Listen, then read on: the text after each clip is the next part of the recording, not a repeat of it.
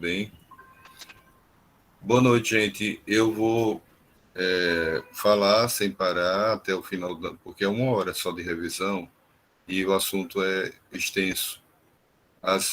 Peço a vocês que anotem as dúvidas para que sexta-feira, que é um dia reservado para tirar dúvida, a gente discutir, tá certo? Então, prestem atenção, vão anotando que vocês não entenderem ou qualquer dúvida, tá certo? Para a gente discutir sexta-feira. Eu vou compartilhar com vocês a tela, demora um pouquinho, mas eu já estou acionando aqui os recursos, tá? Vou ter um problema com a autorização das pessoas que querem entrar, porque quando, tá vendo, tá pedindo para entrar, e eu preciso apresentar a tela, então eu não sei, aí eu vou ter um problema que ou eu apresento ou eu autorizo. Tem mais uma pessoa aqui pedindo para entrar, mas enfim.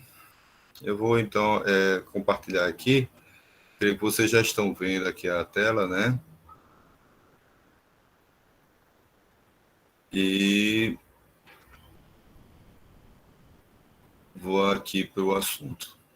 Bom, eu peço a compreensão de vocês, porque vira e mexe, eu vou ter que parar a apresentação para autorizar a entrada de alguém, tá? É o seguinte. Deixa eu tentar maximizar aqui. Esse material, a gente vai tratar hoje especificamente sobre a economia do bem-estar, especificamente a função e utilidade, né? A ideia é nós termos um instrumento de escolha para políticas públicas. Isso está basicamente no livro do Quadrado Roura.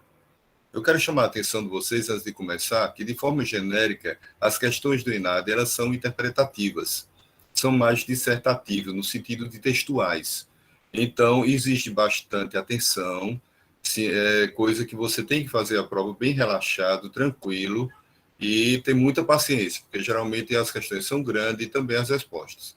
Ela é um pouco diferente das questões da ANPEC, e além da parte matemática, que quase não tem matemática a não ser na parte de matemática mesmo, mas quase não tem na ENAD, né? Na prova da ENAD, na ANPEC tem mais, certo? Então, assim, eu vou pegar uma questão da ANPEC e vou trabalhar com vocês também umas 2 questões, talvez ali do ENAD, tá? Esse material, basicamente, vocês podem ver no livro do Quadrado Roura, que é um livro espanhol, está aí citado. Eu vou disponibilizar esse material também para vocês, essa apresentação, é claro, a gravação, né? Depois eu mando o link para vocês acessarem as 2 coisas, tá certo?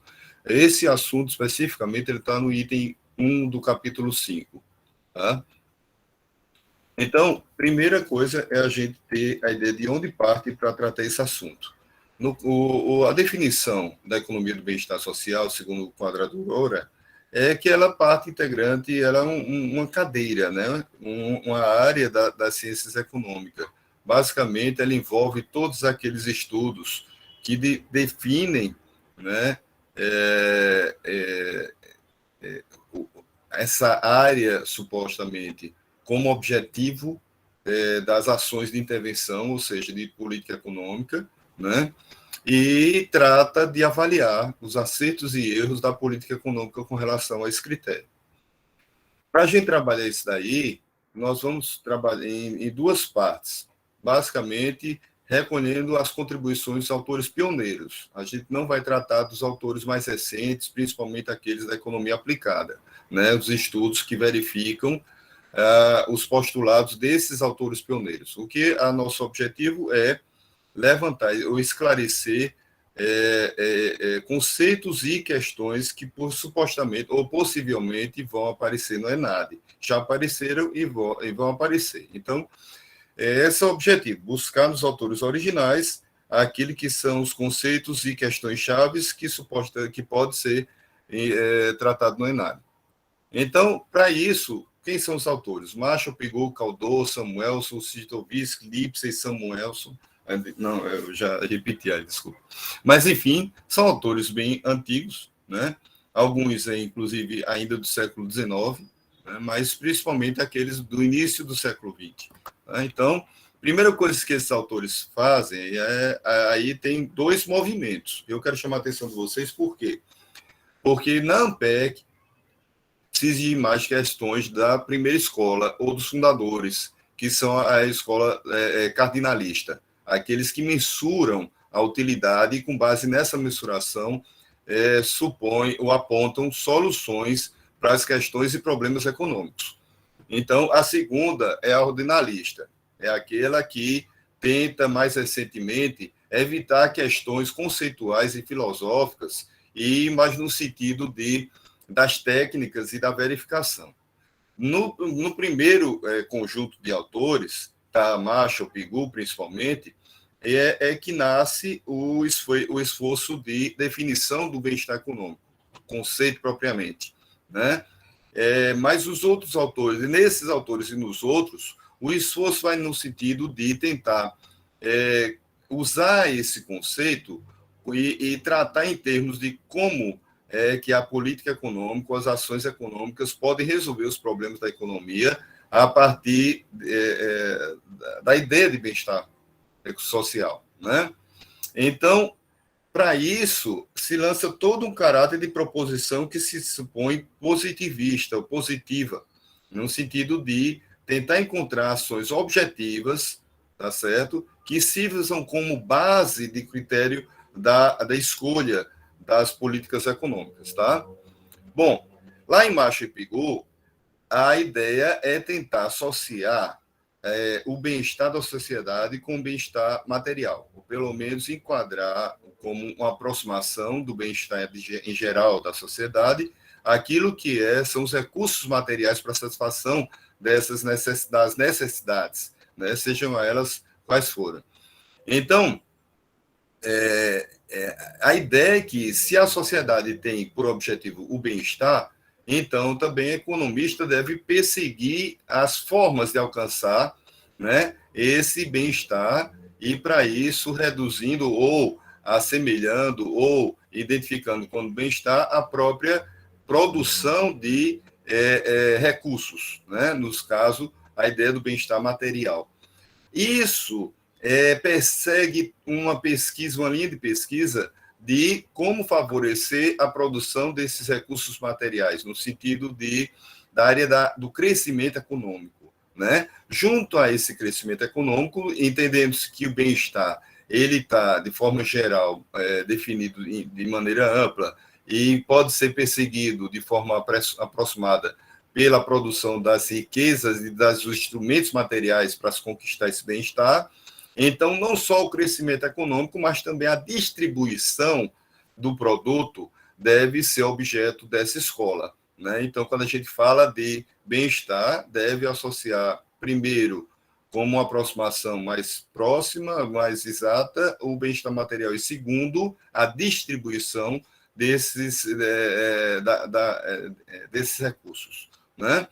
Então, esse seria o objetivo do economista nesse sentido. E aí tem dois problemas. Primeiro, definir como medir o bem-estar. E, a partir dessa medição, criar critérios supostamente objetivos, já que você tem uma medida exata ou objetiva, também você teria critérios objetivos para estudar como favorecer o crescimento dos recursos que satisfazem as necessidades sociais e geram, supostamente, o que é principal para ela, que é o bem-estar social, né? Então, a primeira escola se debruça sobre medir quantitativamente, numericamente e de forma cardinal, né? Então, depois referenciar-se no conjunto da sociedade ou no indivíduo. Então, esse é um outro problema. Como medir o bem-estar e que critério usar, o indivíduo ou a sociedade?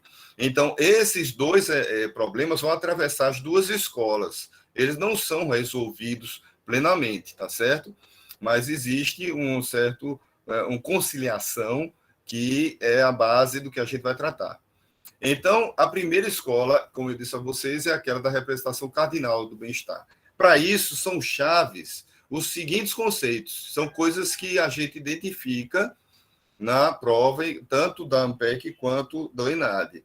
Se você quer saber como identificar nessa representação cardinal do bem-estar, então deve estar associado a essas questões o conceito de utilidade marginal, externalidade e renda, tá certo? As três coisas, elas são necessárias para entender a representação ou quantificação do bem-estar social, tá certo?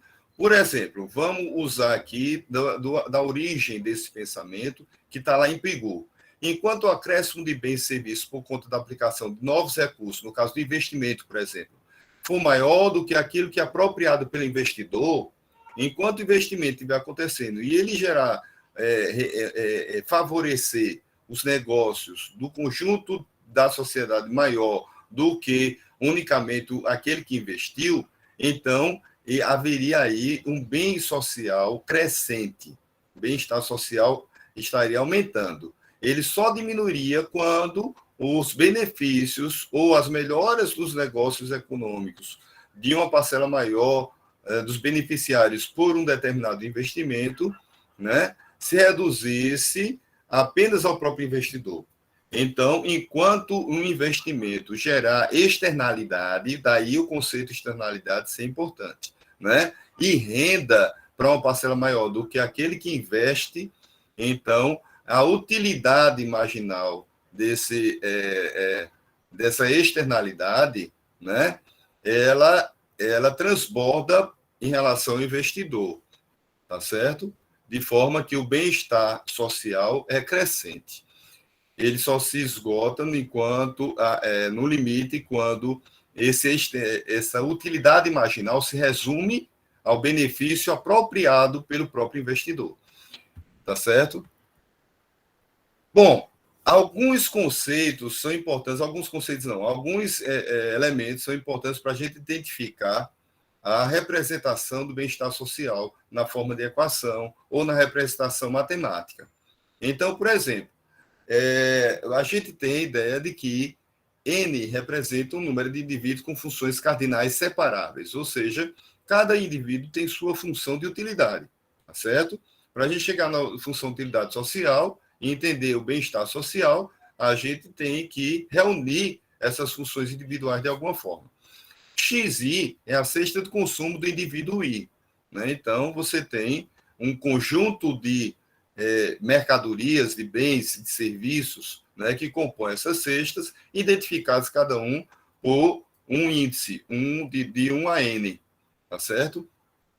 O X maior representa cada conjunto de alocação de consumo, né, feito na economia, tá certo? Em relação aos bens que são usados para produzir essas mercadorias, tá certo?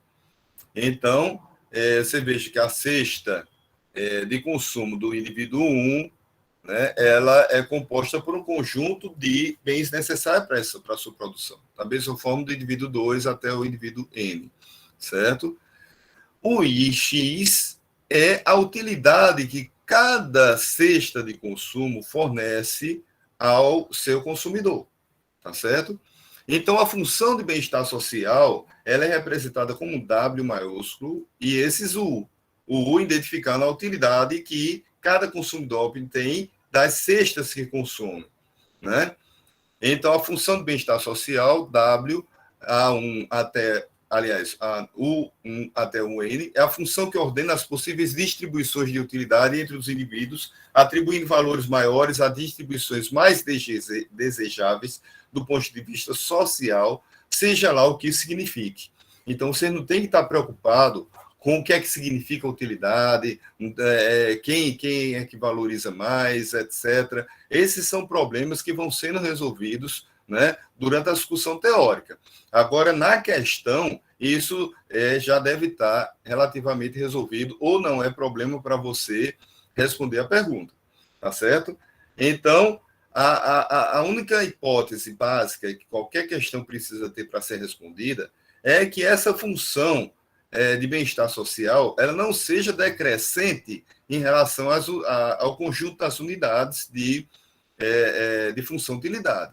Né? Você não pode ter utilidades decrescentes, né, que, quando você soma, você vai diminuir o conjunto dessas utilidades, ou seja, o conjunto das utilidades sociais, que é a função de bem-estar social, não pode ser menor do que uma parte, um grupo de utilidades que estão, né, pertencem a esse bem-estar social, tá certo? Essa é a única restrição. Fora isso, não é problema para resolver as questões.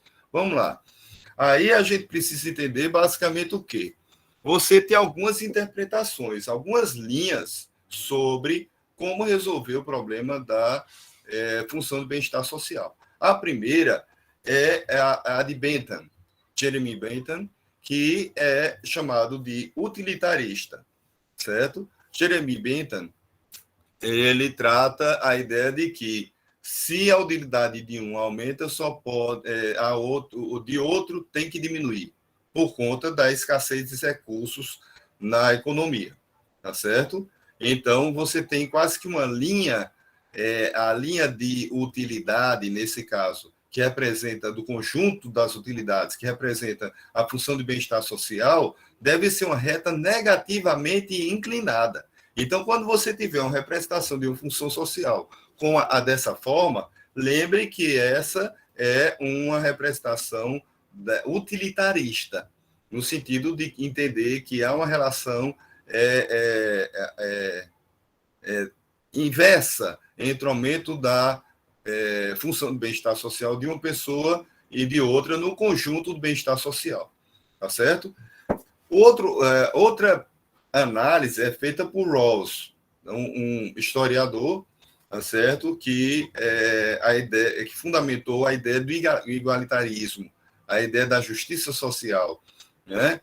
Rawls, ele entende que a discussão que possa existir entre ricos e pobres, né, no sentido de utilidade de cada um, por serem diferentes, não tem como dimensionar, né, necessariamente você não parte da hipótese de que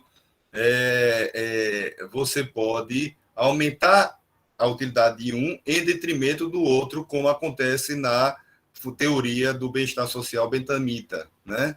Então, aqui na ideia de Rawls é que ninguém abre mão do seu bem-estar. Você só pode aumentar o bem-estar de um se mantiver constante o do outro, certo? Então, aí são condições muito específicas da sociedade, supostamente aquela que você ainda não atingiu o pleno emprego, por exemplo, né?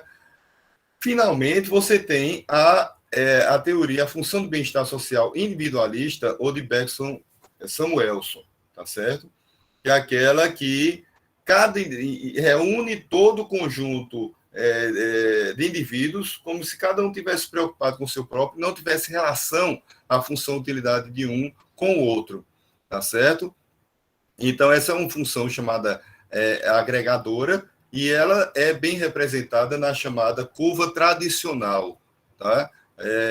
Que é aquela curva que nos lembra a curva de indiferença microeconômica, na forma de U, né? Uma parte de U, né? Então, nós temos, portanto, três formas de curva que representa a função de bem-estar, né? A partir da utilidade, tá certo? E, assim como na microeconomia, essas curvas, elas representam a indiferença e as trocas, ou as negociações e diminuição de bem-estar de um em relação ao outro, né? Nós podemos tratar isso como curvas de indiferença. Agora, além das curvas de indiferença ou curvas que representam o bem-estar social, nós temos ainda a curva de possibilidade de utilidade e possibilidade de produção, certo? Na curva de possibilidade de utilidade, então, a gente tem aquela curva que mostra quais são os conjuntos de utilidades que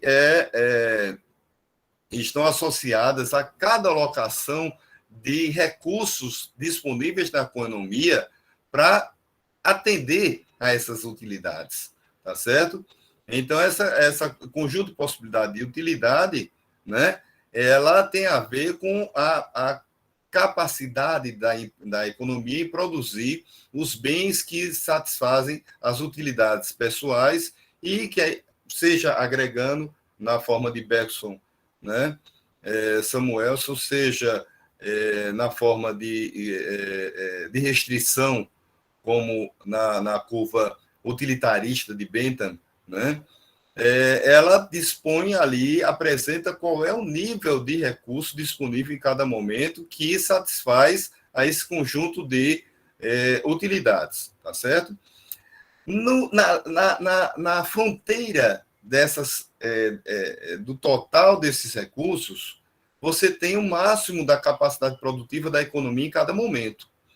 Ela é equivalente à fronteira de possibilidade de produção da microeconomia ou da macroeconomia. É aquela curva do U invertido, né? E a gente vai ver daqui a pouco.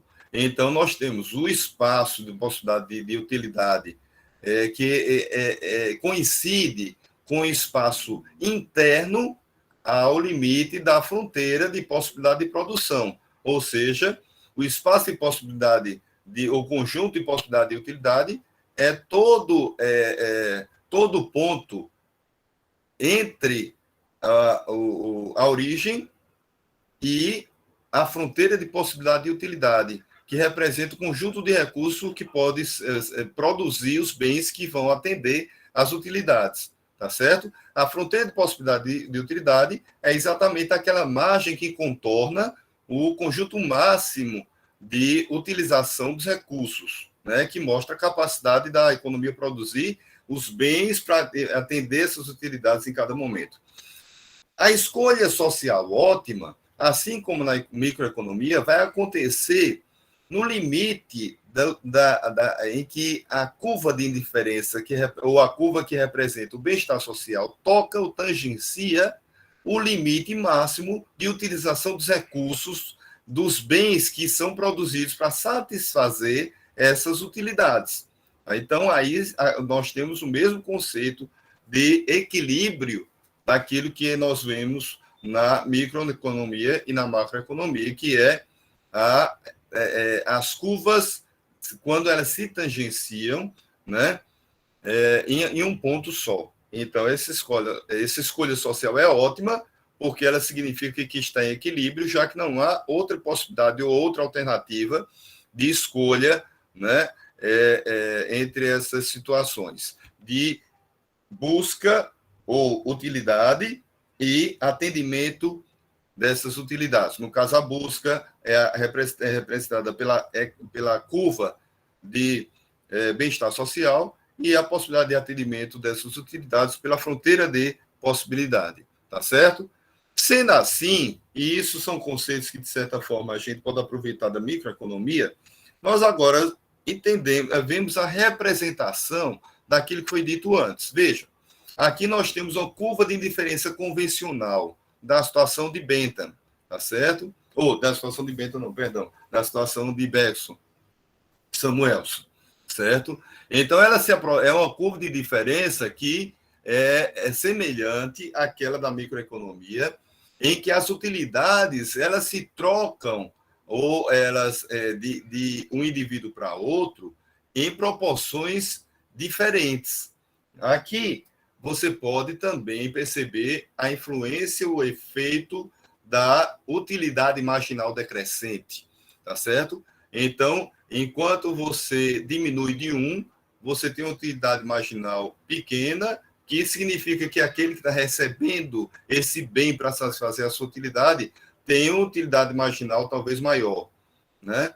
Então, ao longo dessa curva, você tem uns níveis de indiferença entre essas utilidades, tá certo? E aquela curva que é mais afastada à direita com relação à origem, né?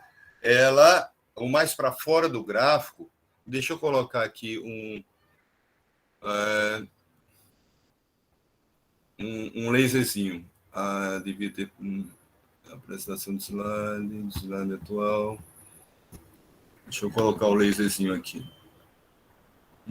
Opções de ponteiro. Laser, pronto. Então, vejam. Essa curva mais afastada significa um nível de indiferença, que nesse caso representa uma curva de bem-estar social maior do que essa, quanto mais afastada com relação à origem, maior, então, o nível de bem-estar social. Agora, esse nível de bem-estar social ele não pode ser satisfeito. Por quê? Porque essa linha representa a fronteira de possibilidade de produção, ou o conjunto de recursos combinados que produzem os bens necessários para satisfazer o bem-estar social. Então, essa curva que está dentro da área de possibilidade de produção, ela está sendo satisfeita com o uso menor dos recursos do que a economia é capaz. Então, esse ponto representa o equilíbrio quando o bem-estar que pode ser satisfeito é máximo e a quantidade de recursos que a economia dispõe também é máxima, certo? Então, temos aqui a primeira representação da curva de indiferença social ou a curva de bem-estar social, né? Que é a convencional do modelo de Bergson-Samuelson, tá certo? Aqui nós temos uma curva utilitarista da visão de Bentham, né? De Jeremy Bentham.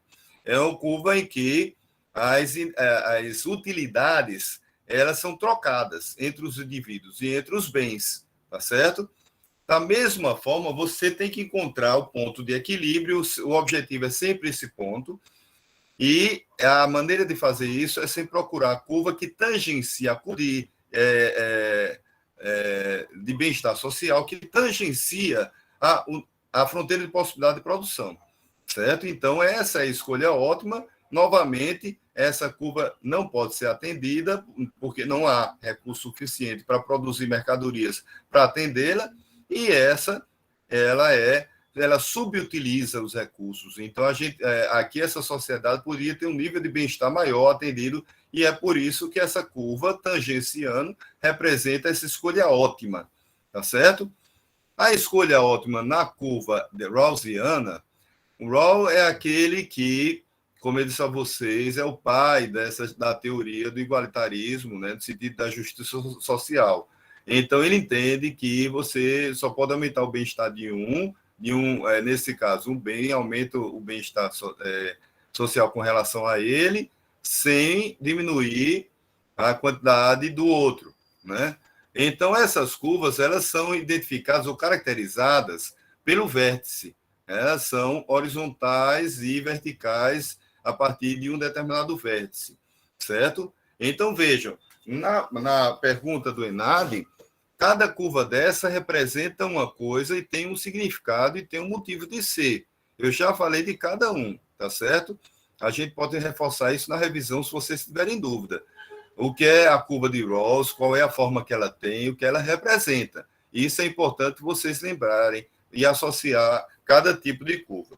Nós vamos fazer um exercício e vai nos ajudar a lembrar isso daí. Bom, daqui a gente tem alguns postulados e pode tirar algumas conclusões. O primeiro postulado é que o bem-estar ele é função dos bens e serviços, se isso significa a satisfação das necessidades e ao mesmo tempo, né, ele pode ser conseguido com o aumento da produtividade e da eficiência da economia. Por quê? Veja, é um postulado aí, né? Se a gente parte da ideia de que bem-estar está em função de bens e serviços, logo, o que é que isso nos leva a dizer? Que se aumentar a produtividade e a eficiência na economia, eu desloco a curva de fronteira de possibilidade de produção, né? E, nesse caso, eu posso deslocar o ponto da escolha ótima, por exemplo, trazendo-se essa curva vem para cá, né? Ela vai produzir mais utilizando os mesmos recursos. E isso acontece através do aumento da produtividade, né? Então, o aumento da produtividade, gente, a primeira dica aqui importante também é que ela tem muito a ver com essa função do bem-estar social, tá certo? No sentido de que, uma vez que está entendido que esse bem-estar social é identificado como material, logo, quer dizer que aumento da produção, não é só aumento da produção, mas também da produtividade e da eficiência da economia que garantam um aumento da quantidade produzida e o uso melhor dos recursos, né, para produzir mais desses bens, vai nos levar àquilo que a gente está chamando de bem-estar social, à medida que a gente identifica esse bem-estar social com o consumo de bens produzidos na economia que podem satisfazer as necessidades sociais, tá certo? Então, aí a gente tem uma hipótese que tem a ver com esses autores originais, o Pigot e o Marshall, principalmente. Eles estavam muito preocupados com a distribuição. A ideia deles era, primeiramente, atribuir uma característica normativa, no sentido de dizer que, entre as diferentes funções de utilidade social dos indivíduos, né, que compõem o bem-estar social, deveria se priorizar os bens e serviços de necessidade básica, no sentido de bem-estar físico e sobrevivência, tá certo?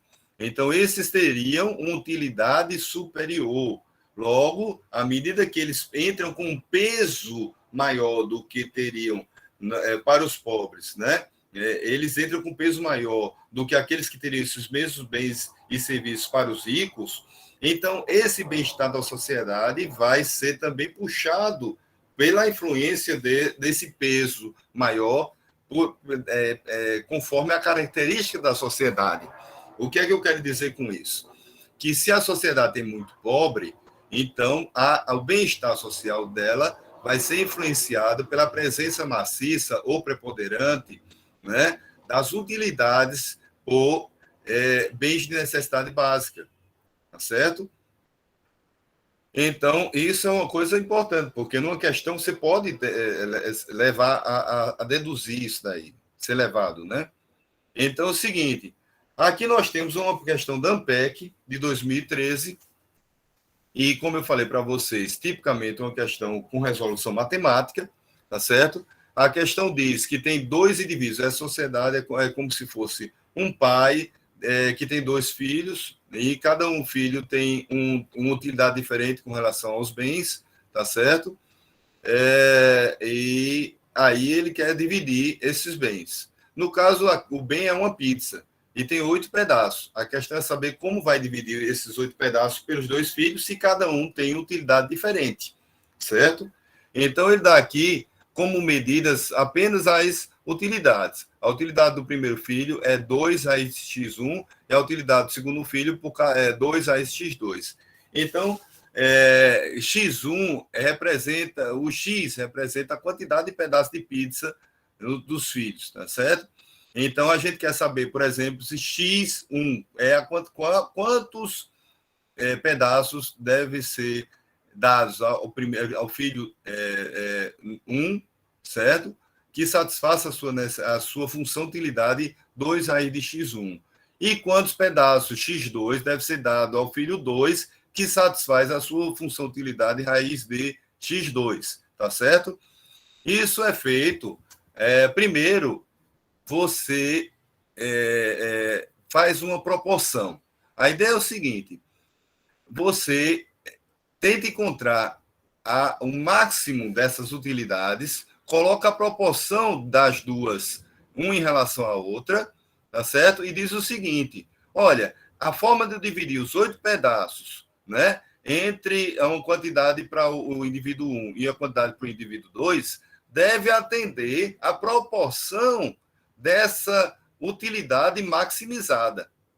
A gente sabe que para encontrar o valor maximizado, a gente deriva, né? E para derivar, como nós encontramos, por exemplo, do indivíduo 1, é 2, deixa eu ver, eu acho que é 2, né?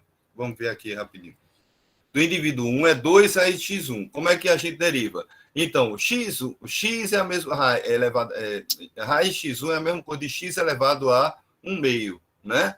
Então, a gente pega 1 meio, que está como expoente, e multiplica o 2. Fica 2 vezes 1 meio, dá 1. O x1, que está elevado a 1 meio, representa a raiz, a gente subtrai esse 1 meio de 1. 1 meio menos 1 fica menos o que? menos o meio, menos o meio, 2, menos um meio, né? Então, o resultado final fica o quê? Fica 1 aqui, porque o 2 multiplicou pelo expoente, que é meio, e metade de 2 é 1. Então, é 1 vezes x elevado a menos um meio.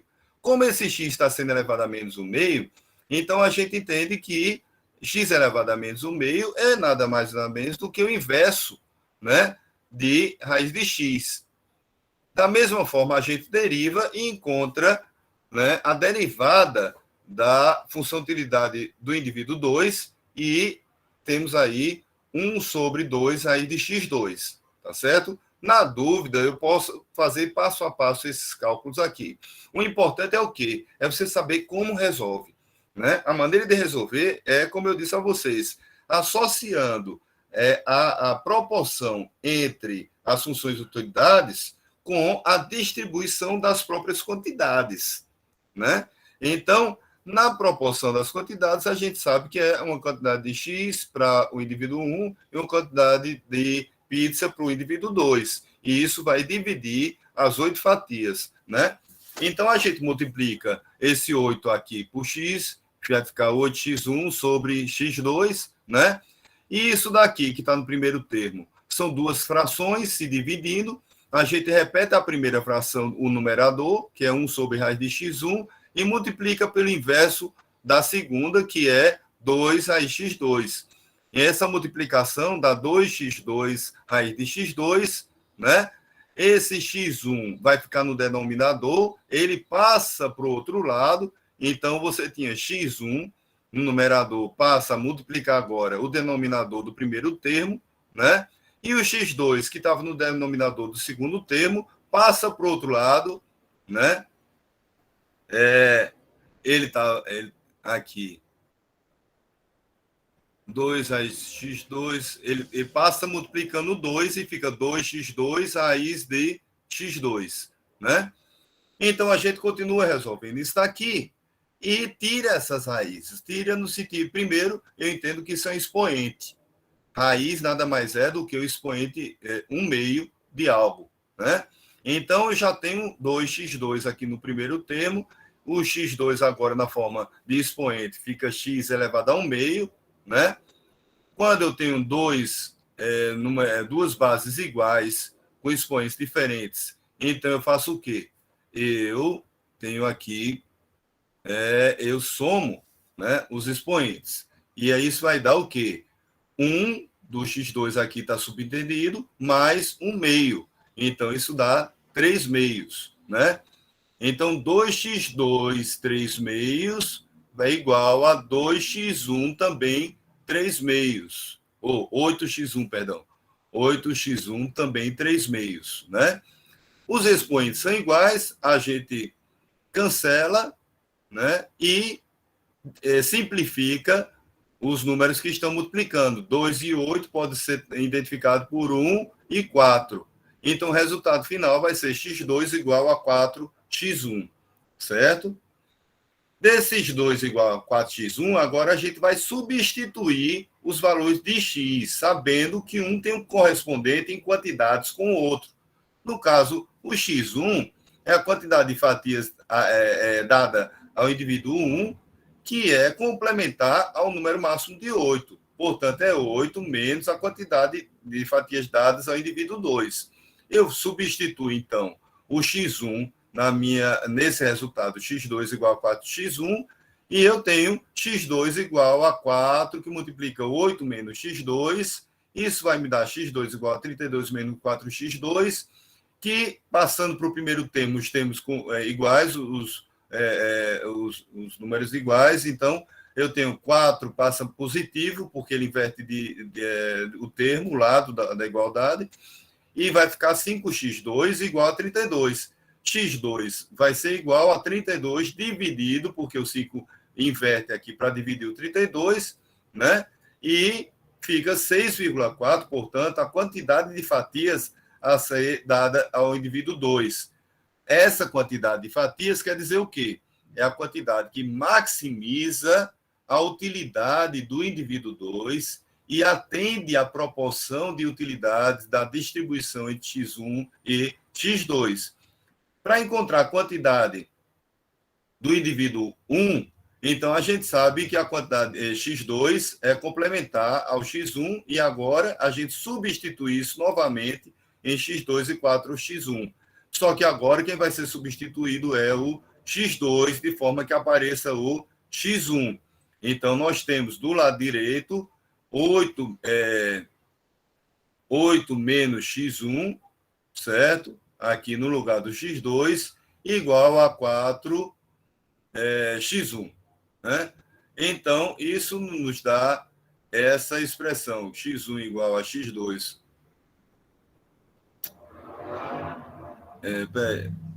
X1. Desculpa, é porque primeiro eu simplifiquei aqui para substituir. Aí depois eu substituí, né? Mas fica 4x1 igual a 8 menos x1, que é o seu x2 agora, como ele está representado em termos de x1. É a mesma coisa aqui. Eu só fiz uma mudança aqui que acabou, eu acho que atrapalhando mais do que ajudando. Mas olhando para cá, nós temos x2, 8x menos x1, e 4x1 continua aqui. Resolvendo, nós temos que o x1 passa para outro termo positivo, fica 5x1, igual a 8.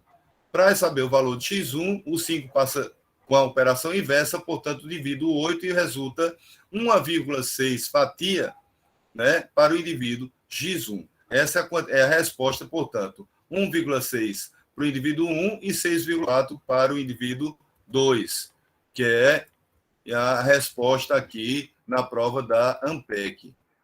Um pai, né, deve ser um pai utilitarista, escolheria dividir a pizza da seguinte forma: x1 igual a 1,6 e x2 igual a 6,4.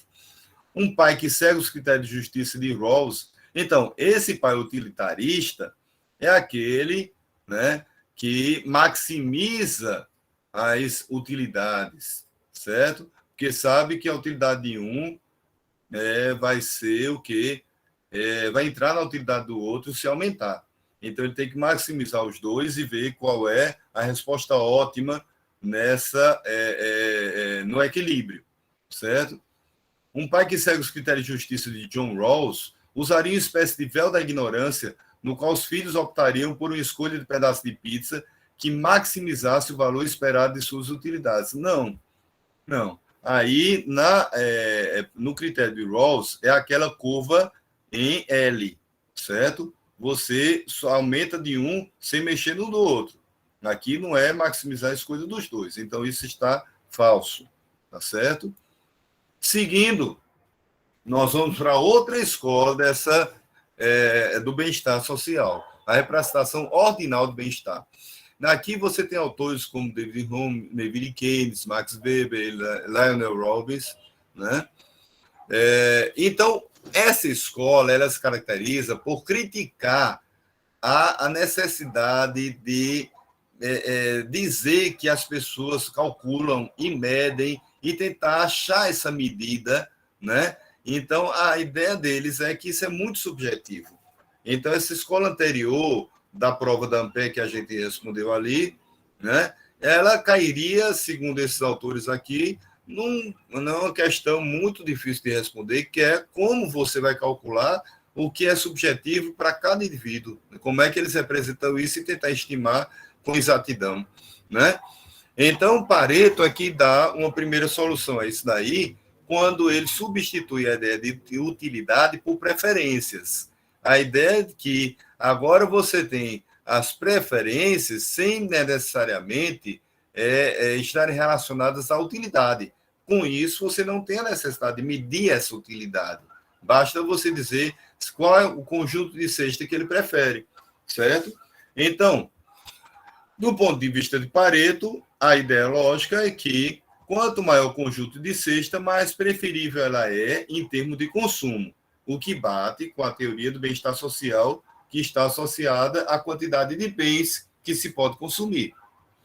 No caso, então, Pareto ele mostra, ele então sustenta, né, dá continuidade a essa teoria do bem-estar, tá certo?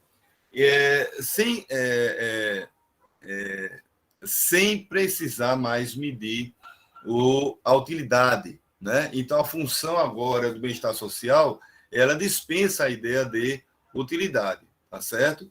Então, isso já é uma questão chave para quem vai responder no INADE.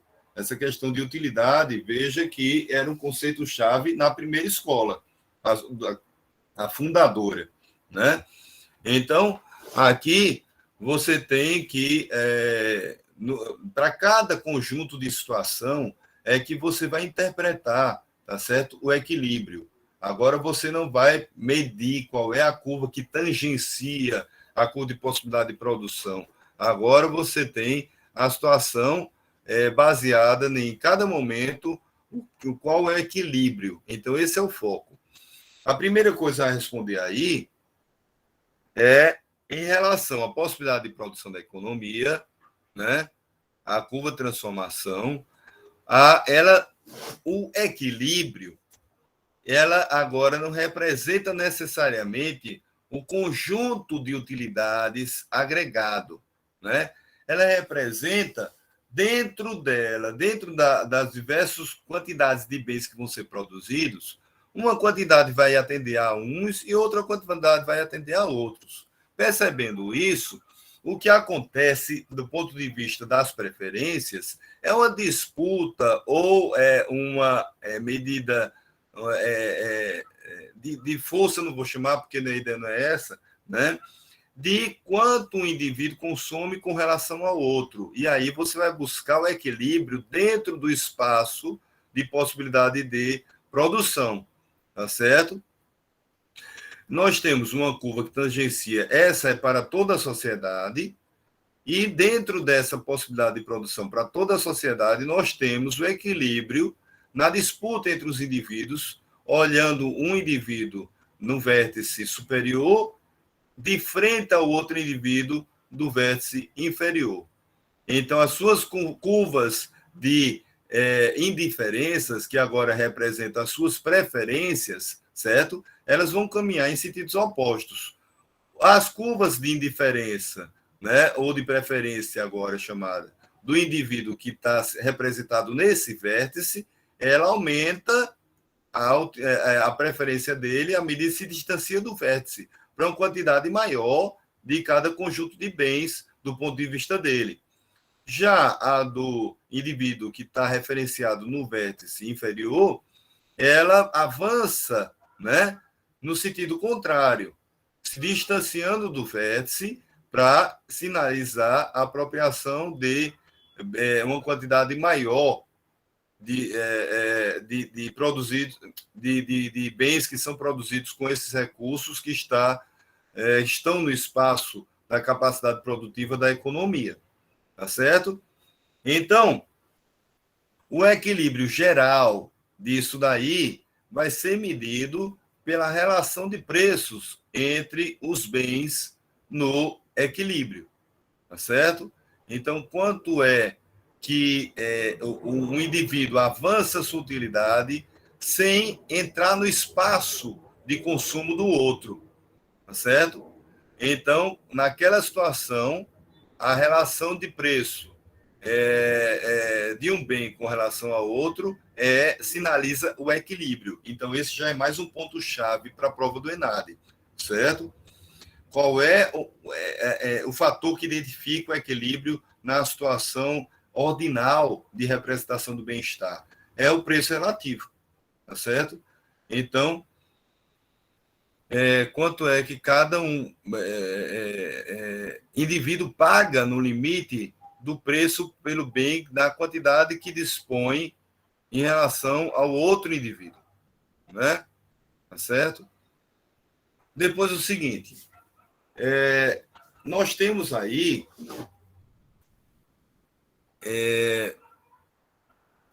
a distribuição, redistribuição, quando acontece, ela não é trabalhada em Marshall, em Pareto, certo? Pareto, quando ele faz a situação aqui, seguindo a caixa de Ed Wolff, né, que é essa situação de equilíbrio em que há espaços, avanços concorrentes entre os indivíduos, né, em relação a seus consumos, quando ele faz isso, Ele não está se importando de um indivíduo avançar e o outro aceitar esse avanço. Ele está preocupado em encontrar o lugar do equilíbrio. Ou seja, ele está preocupado com o status quo, na representação da situação dada.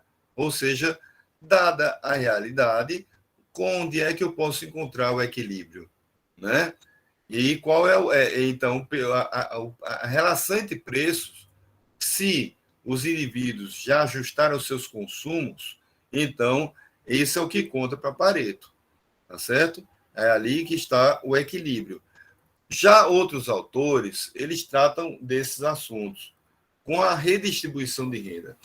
Por quê? Porque existe a possibilidade de você estar tratando um ponto de preço relativo que não representa ainda um estado estacionário, uma situação de equilíbrio propriamente, né? Ou ainda, numa situação de política distributiva ou redistributiva, né? Como é que a gente pode explicar? Então, aí vem autores como Harold, como Caldwell, né? Que tentam lançar luz a essa situação. Então, aí entra um conceito-chave, que é o conceito de compensação, tá bom? Então, vejam, no lado do Harold, ele tem um conceito que ele não tem muita preocupação com a ideia de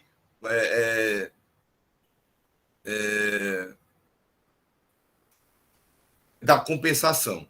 Para Harold, o importante é o crescimento econômico. Lembrem que aqui o papel de quem está tratando com esse assunto é associar o bem-estar ao conjunto de bens que pode satisfazer esse bem-estar.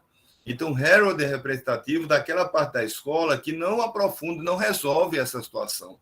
Porque enquanto você estivesse fazendo crescer a economia como um todo, né, mesmo que alguns tivessem prejuízo, né, o aumento geral do bem-estar social justificaria esse prejuízo dessa minoria. Já para Caldo, né, ele encontra uma solução. Ele diz que aquele que está sendo beneficiado com o crescimento da economia, ele pode compensar com o seu benefício aquele que foi prejudicado.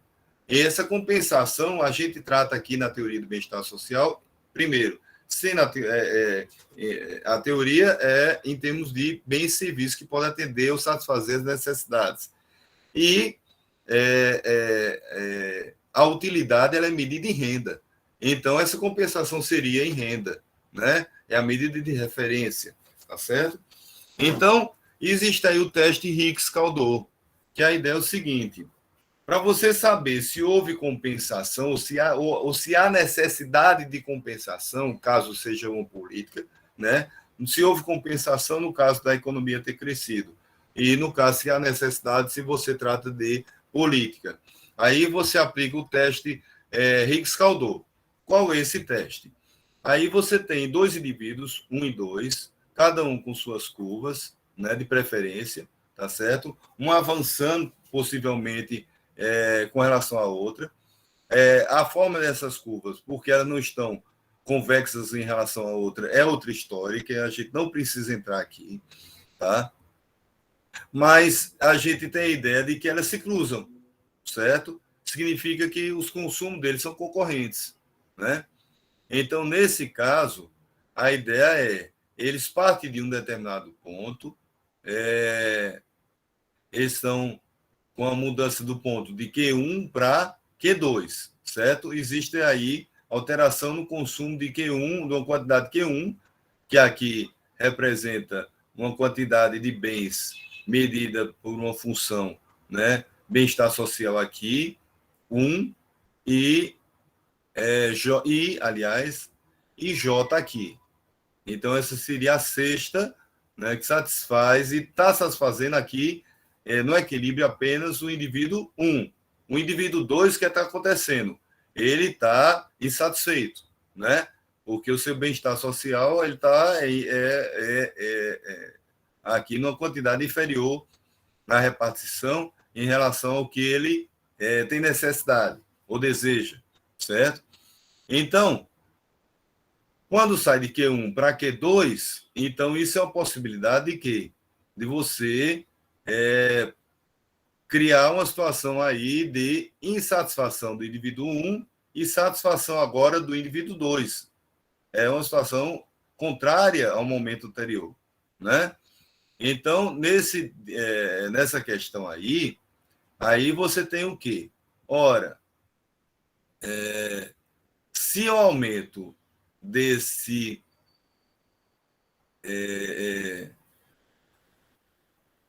bem-estar agora para o indivíduo 2, né?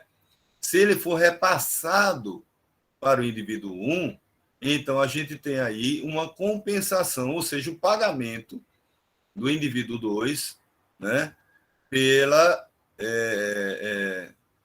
insatisfação, já que a curva de bem-estar social do indivíduo, aliás, a curva de bem-estar individual do indivíduo 1, né, ela está à frente da quantidade que está sendo produzida desses bens, né? Então, o que acontece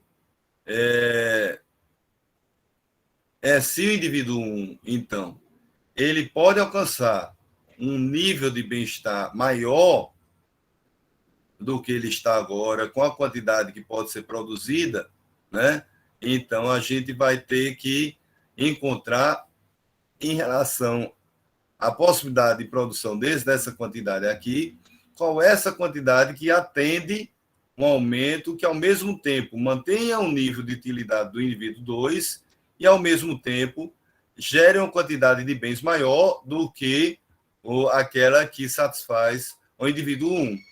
Então, se a possibilidade de produção permite, ao invés de produzir Q2, que não satisfaz o indivíduo 1, diminuir a quantidade de Q2, né, e produzir mais do outro bem, então você garante a satisfação do indivíduo 2, que passou a ser atendido, que não era atendido antes, quando era produzido Q1, né, e que com produção de Q2 passou a ser atendido. Aí você transforma, usando uma parte dos recursos da economia, com a diminuição da produção de Q2 para aumentar Q3, certo?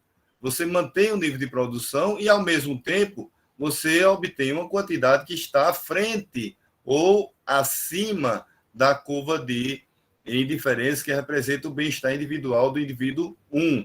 Então, nesse caso, para alcançar esse equilíbrio, ele vai agora procurar uma curva de indiferença que não está aqui, que é superior e mais afastada com relação à origem. Ou seja, a solução seria, portanto, né, você transformar essa produção Q2 numa combinação de recursos diferentes que diminua a produção de Q2 em favor de Q3 para manter o benefício gerado ao consumidor 2 e, ao mesmo tempo, aumentar o nível possível de satisfação do indivíduo 1, certo? Então, essa diferença entre Q2 e Q3 é exatamente a compensação que o indivíduo 2 daria ao indivíduo 1, tá certo? Então, é a mesma coisa você procurar uma alternativa de gerar recursos que remunere ou compense ou substitua, né, o indivíduo 1 pelo aumento do benefício do indivíduo 2, transformando parte desse consumo de maneira a também satisfazer ao indivíduo prejudicado aqui quando a quantidade foi de Q2, certo? Então, Hicks-Kaldor, esse é o teste de Hicks-Kaldor. A ideia de que você só tem um novo equilíbrio se houver uma compensação, no sentido de o indivíduo 2 abrir mão ou mudar o seu consumo, mantendo a sua satisfação, e essa transformação dos recursos produz uma maior quantidade do que aquela desejada pelo indivíduo 1, né? Então, há, portanto, um pagamento, uma compensação feita pelo indivíduo 2 ao indivíduo 1. Esse pagamento é algo direto? Não, é teórico. Essa é uma questão teórica, certo? Seria o objetivo, por exemplo, de uma política pública de compensação, no caso, para redistribuir, né, recurso, caso a produção estivesse em Q2, depois de ter saído de Q1, e você vê que o agente, originalmente em equilíbrio, passou a ficar desequilibrado, né? tá certo? E aquele que estava antes em desequilíbrio, que foi atendido, né? Ele pode, de alguma forma, mudar o seu consumo. Então, isso você tem que manipular para ver até onde pode transformar essas quantidades que mantêm o nível do consumo do atendido agora, para que também o que era atendido antes seja satisfeito, certo? Existe um teste de Sitovisk que é complementar a essa ideia. É a ideia do seguinte, de que os beneficiados dessa política não pudessem fazer essa compensação antes da política, tá certo? Então, eu estou falando agora como se fosse uma política, realmente, não fosse uma mudança da atividade econômica, porque eu disse que a atividade pode, os consumos podem estar se ajustando, né? Mas também pode ser um momento de política.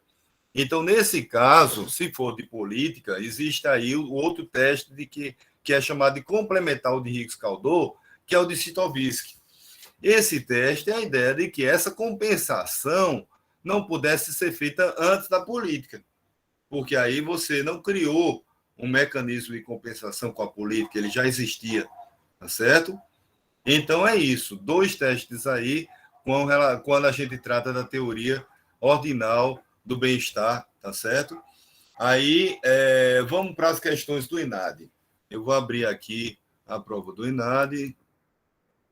Correção. Eita, 7-1, já estou passando, né? Sinto muito, gente. É muito pouco tempo. Deixa eu ver onde é que está aqui. INAD, setor público. Eu vou só responder a prova rapidinho e termino. Então, é o seguinte, deixa eu ver qual é a questão. Acho que é 23, deixa eu ver aqui. É a 23, pronto. Então, diz assim, veja como são longas as questões. Assim como indivíduos derivam sua utilidade dos bens que consomem, podemos pensar em uma sociedade que deriva seu bem-estar por intermédio da utilidade recebida por seus membros. É nada mais que a gente falou até agora, né? A função do bem-estar social apresenta um nível de bem-estar social correspondente ao conjunto particular de níveis de utilidade obtido pelos membros da sociedade. Também já falamos disso, nenhuma novidade. A curva de indiferença social é definida como conjunto de combinações de utilidade de diferentes indivíduos ou grupos de indivíduos que levam a mesmos níveis de bem-estar a toda a sociedade. Também já falamos nisso, por enquanto é só definição. Quer dizer que se você não lembrasse aqui, você lembraria do assunto. Graficamente, as funções de bem-estar social podem assumir ao menos três diferentes formatos. Alguns argumentam, lembrem que nós vimos os três formatos. Alguns argumentam que a sociedade exige mais do que um aumento igual na utilidade do indivíduo rico para compensar o decréscimo na utilidade do indivíduo pobre. Tal curva se chama aqui de convencional, né? Lembrem daquela curva bentaniana, né? Então, é a curva de inclinação negativa. Um utilitarista está disposto a abrir mão de alguma utilidade do indivíduo rico, contanto que o indivíduo pobre ganhe a mesma quantidade de utilidade. É aquela curva, enfim. Rawls argumenta que nenhum acréscimo ao bem-estar do rico pode compensar um decréscimo no bem-estar do pobre. Então, isso foram palavras ditas por Stiglitz, certo? No livro dele, que ele explica economia do setor público, e aí a questão começa daqui. Chama Y um ponto inicial e Y, aliás, chama X um ponto inicial e Y de ponto final, aqui nessas curvas. Vocês estão vendo as curvas aqui, então X é o ponto inicial e Y é o ponto final, certo? A pergunta é, assinala a alternativa que contém um gráfico que adequadamente apresente uma situação em que a sociedade atinge no estágio final um ponto ótimo de bem-estar social. Então, o Y vai ter que representar sempre um ponto ótimo final. E 2 corresponde aos três tipos de função do bem-estar tratados por Stiglitz e as curvas de indiferença apresentadas, ou seja, tem que estar em coerência com a curva que você está tratando. Então, a curva de indiferença, essa letra A aqui, certo? X é um ponto de partida e Y é um ponto de equilíbrio final? Não é. Por quê? Porque você tem outro possível aqui, ó, tá vendo? À esquerda, então, não é um ponto de equilíbrio final. ele pode ficar oscilando entre esse ponto e esse ponto. Aí você já descarta a letra A, porque, lembrando, a pergunta é para identificar, né, o equilíbrio final, né, se ele é coerente e se a curva que representa também é coerente com os conceitos que a gente aprendeu, né, sobre as curvas. A curva de diferença essa daqui na letra B, curva de diferença de Rawls. Primeiro que ela não é uma curva de diferença de Rawls.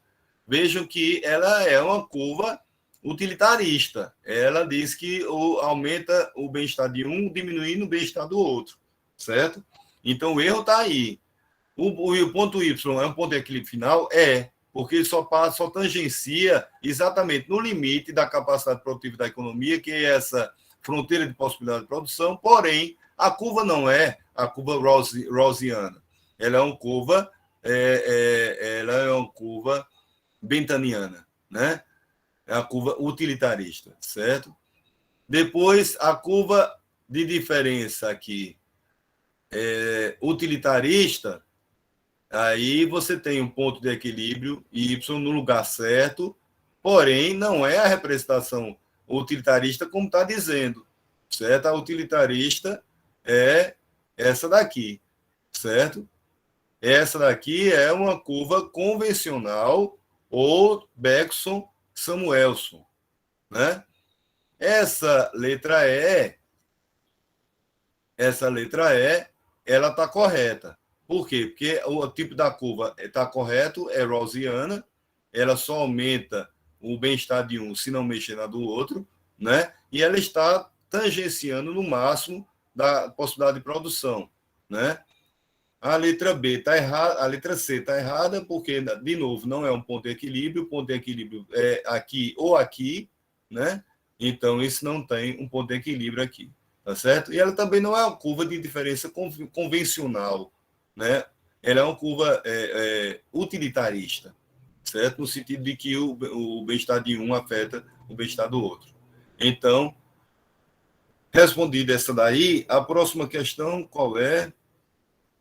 É 19, 2015. 19 diz assim. 19, 2015. Aqui. Entre 2001 e 2005, não, isso, não, peraí. Isso daí já é da aula depois. Eu acho que essa questão aqui eu anotei errado. Essa daqui. É a 12, 2015, tá? A 12, 2015. A 12, 2015, ela diz que são os dados da tabela, apresentam os principais indicadores de desenvolvimento econômico, certo? Entre 90 e 2014. Aí diz assim, a partir dos dados apresentados da dinâmica observada em relação aos indicadores de produção sociais e ambientais, avalie... Não é essa não, gente. Perdão. Eu vou parar a aula aqui e na aula de sexta-feira eu descubro qual foi a questão, viu? Porque não é essa não. Esse assunto ainda continua, tá? Mas não dá tempo, eu vou ter que parar a aula aqui. Mas é um assunto final, era pequeno.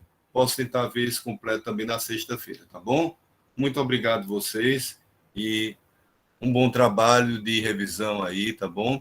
Vão anotando essas coisas e a gente se vê aí na quarta-feira agora, né? Com outro assunto, tá bom? Tchau, professor. Boa noite. Obrigado, boa noite. Valeu, professor. Boa noite. Boa noite, professor. Obrigado. Valeu.